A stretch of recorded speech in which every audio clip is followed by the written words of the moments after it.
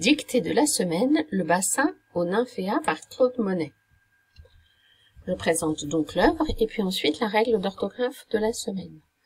Alors Claude Monet est un artiste né en 1840 et décédé en 1926, donc vous pouvez voir la photo à gauche. Il a vécu une grande partie de sa vie en Normandie, à Giverny, région qui l'a beaucoup inspiré. Alors à cette époque, fin du 19e siècle, vont s'opposer deux mouvements artistiques. Alors à gauche, vous voyez un portrait dit réaliste, le portrait de Louise de Broglie par Ingres, où l'artiste va s'attacher à mettre un maximum de détails le plus réaliste possible. Alors qu'à droite, vous avez le portrait de la femme à l'ombrelle par Claude Monet, qui là n'est pas réaliste. L'artiste donne une perception de la réalité à sa façon.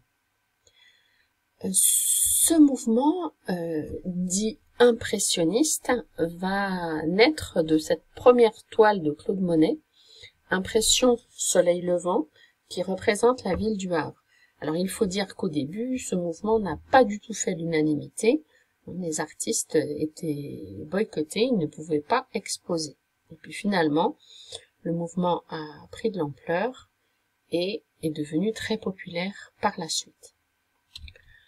Alors, la règle d'orthographe de la semaine, c'est doit-on écrire les mots qui finissent par sion avec T-I-O-N ou avec deux S-I-O-N.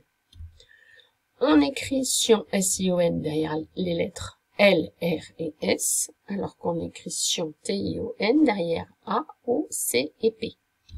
Donc, par exemple, une action derrière le C, T-I-O-N. Une profession derrière le S, S-I-O-N. La situation derrière le A, T-I-O-N. Notre mission derrière le S, S-I-O-N. La natation derrière le A, T-I-O-N. Et cette émission après le S, S-I-O-N. Eh bien voilà, c'est à vous de jouer pour les exercices.